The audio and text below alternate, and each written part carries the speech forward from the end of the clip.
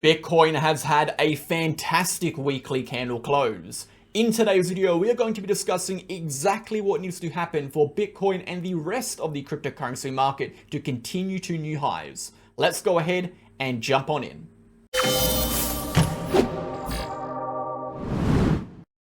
Okay legends, welcome back to the channel. Thank you for tuning in. I hope you're all having an absolutely fantastic start to your new week. In today's video, we are taking a look at the weekly price action for Bitcoin, discussing the upcoming weekly candle close, the short-term price action, our expectations moving into the rest of this week, and exactly the key levels you should be paying attention to. We'll also be taking a look at the total market cap and Bitcoin dominance in the video today.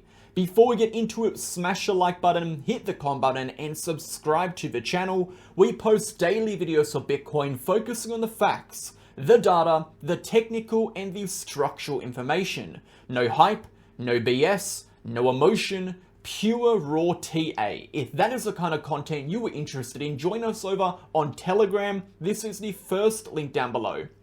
You'll get access to charts, updates, videos, educational posts, news events, and everything you need to stay in the loop of cryptocurrency with Bitcoin and the relevant economic news. And if you were interested in taking your trading to the next level, click the pinned comment in the free channel, click my name or these two links to find out more about our VIP channel. Our VIP channel has been around for 50 months, since 2021. We post trading setups with exact entry prices, exact targets, exact stop losses, trade justification, exclusive analysis, and so much more. You'll also get access to our group chats, our general chat, our trading chart and education chat, our daily video, our help, our news, and our trade setup chat. Check it out. We have over 700 members. You can go ahead and click the pinned comment to find out more, and let's go ahead and dive into a video. So taking a look at the price action, we can see over the weekend, Bitcoin really hasn't done much. In fact, the market hasn't done much. A lot of altcoins showing similar structural formations here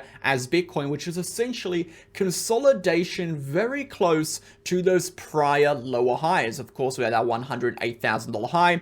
We had this downtrend. We created this new lower high, and the price action has been consolidating just underneath that level. That level being the $98,000 to $100,000 region, being a major trigger point to propel the market towards, hopefully, new highs. While we remain underneath that region, we are in a cautiously optimistic mind frame, of course, expecting an eventual continuation, but being aware of the possibilities for short-term pullbacks and continued chop. So for us to see that next leg up, that continuation, we absolutely need to break through our resistance, and by breaking through that resistance, it is highly likely not only Bitcoin will go up, but the broader cryptocurrency market as well. Moving over to the short-term and high time frame charts, we'll also be taking a look at the weekly candle close, which has literally just closed as we're speaking. We'll discuss that in a second, and of course our broader market. So let's start on that market data. 24-hour volume down 6.86% at 111 billion. Liquidations down 25% at 126 million. Overall, pretty low volume and pretty low volatility shown by this data already. That is expected as we do enter the new week. Coming out of the weekend, volatility and volume is expected to really pick up at the start of this week, which will be about tomorrow for Australia time. 24-hour volume and liquidations do show 79 million in liquidations coming from longs and 47 million in liquidations coming from shorts. Moving over to the DXY, we can see here on the DXY is still moving toward the upside very gradually. Of course, we do have some pretty important economic news events dropping this week. I don't know why this is adjusted to all countries over here, but we do have stuff like, I think, the press conference, minutes meeting, we do have stuff like unemployment data, and these events could kind of move the DXY a little bit over the next coming week, but we are really mainly watching for that next Federal Reserve interest rate result, which is around 40 days, I believe, and that is going to play a massive impact in determining where the DXY goes, particularly because this recent rally on the DXY was really caused by the developing uncertainty expressed by Jerome Powell in the prior meeting surrounding future interest rate reductions. And as we know, anytime there is speculation moving towards a perceived systematic risk increase, there is generally going to be money flowing back to the dollar and the dollar gaining strength. It'll be interesting to see how that moves when we do get that next interest rate decision, particularly if that interest rate decision is a reduction. It is likely we will see the DXY come back down. But until then, we are expecting this uptrend to continue into that 110 to 111 region. Moving over to the S&P 500, still not looking ideal for the S&P 500. Again, for us to get that continuation higher, we absolutely need to break through this prior high. Until then, this is going to be a local top for the S&P 500. We do run the risk of corrections toward the downside. One good thing we are seeing here on the weekly is that we do have some major downside wicks that have been eaten up over here, which is an indication of demand. We are still seeing a lot of buying pressure occurring at these levels, even though we have created what we'll call a deviation from our prior high, which is essentially the beginning of a potential reversal. However, we are still seeing that demand flow through. So it'll be interesting to see how that develops. We do have two objective realities we are looking at over here. Number one, for continuations upward on the macro, we absolutely need a breakthrough of 6,100. That is going to be the bullish trigger. And number two, if we do see extended corrections, which are possible, to our lows at 5,700, that is going to be our major reversal point. Or if we break below that, a high time frame correction will develop. So at the moment, we are watching, we are playing cautiously, we are seeing how that develops before we act. Let's go ahead and jump into Bitcoin. Now, before we do, go ahead and sign up to BitGet, BitUnix, or BingX. These are the exchange links down below. You'll get a lifetime trading fee discount of 15 to 45% off all your trading fees. By using those links, you'll support me creating this content, you'll support the channel, and most importantly, you will support yourself in your trading. Go ahead and sign up, and we'll see you back in just a moment. If you are looking for a new exchange or just want to support the channel, sign up to BitUnix with the link down below. You'll get a lifetime trading fee discount of 15%, which can build up to 45% based on your trading volume, as well as access to a bonus reward center, and of course, all of the exclusive campaigns we run on this exchange. You'll also get access to BitUnix being a non-KYC exchange, meaning you can sign up from anywhere in the globe without regulations. And most importantly, I only promote exchanges I trust and I use. As you can see, I trade on BitUnix very regularly, being the highest VIP level with over $500 million in trading volume for the last 30 days. And lastly, if you were interested in signing up to our other two exchanges, BingX or BitGet, you can also do that via the links down below. You as well will get the 15% trading fee discount and everything else that comes with it. Go ahead and sign up. Thank you for supporting. Let's jump back in. Okay guys, let's go ahead and jump back into the video. So starting on the weekly candle, as we just mentioned a few moments ago, the weekly candle closed literally 4 minutes ago. As we're timing this right now, it's 4 minutes past the weekly candle close, and we've seen Bitcoin has managed to close over 98,000. Now, as we mentioned in the prior weeks, a close above 98,000 is going to do two things. Number one, it is going to signify that it is very likely this was the local bottom of this correction, and more so, it is going to indicate to us that we do have that demand pushing through in the price action, which will likely result in an extended continuation higher. So as per what we've said in our prior videos, while we are sitting above 98,000, the probabilities are not in favor of a correction under that $92,000 low. While we sit below 98,000, the probabilities are potentially in favor of that move. So at the moment on the higher time frame, this is a great indication of strength. It is a stronger indication that this correction is more or less mostly completed, and again we do have that potential to follow through with that move into the future. But we still do need to see confirmation, and as I say, confirmation is the insurance you pay to be right. Now we can look at this on a 12-hour or a daily chart, more or less the same thing. What we are watching out for here is two things. We are watching for trend, or three things: trend, structure, and strength. Again, these are my personal rules I use to validate breakouts. What we are particularly watching though is going to be a break of the prior lower high and a positive momentum shift on the RSI. When we have both of these two things occur, that in our eyes is going to be confirmation for the entire cryptocurrency market to continue toward the upside, and we'll discuss that right now. So as per our horizontal levels, we are watching for a break of this high point. This high point here, we can see has acted as prior support once and twice. It has also acted as an area of resistance, and is a point of which we are sitting currently underneath. We have not yet tested this level again since we tested it on the 26th of December.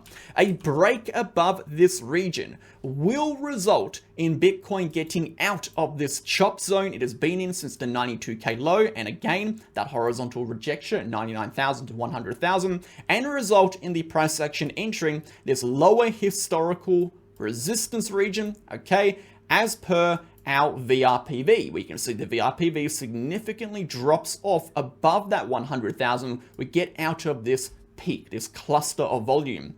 That will facilitate an environment where the volume requirements to move from price to price is lower, paired with the fact that we will see a positive momentum shift.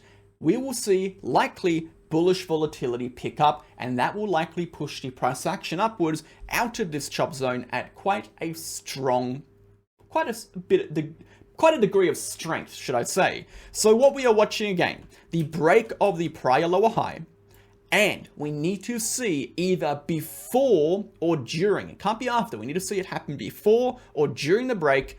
We need to see that momentum flip positive, okay? If the momentum flips positive after the breakout, or should I say, if the price action breaks out and we don't see the RSI breakout, that could be an indication of potential deviation. But if we see the RSI breakout beforehand, or the price action and RSI breakout at the same time, that is going to be confirmation we've got the positive momentum shift occurring. We've got the strength to potentially follow this move through.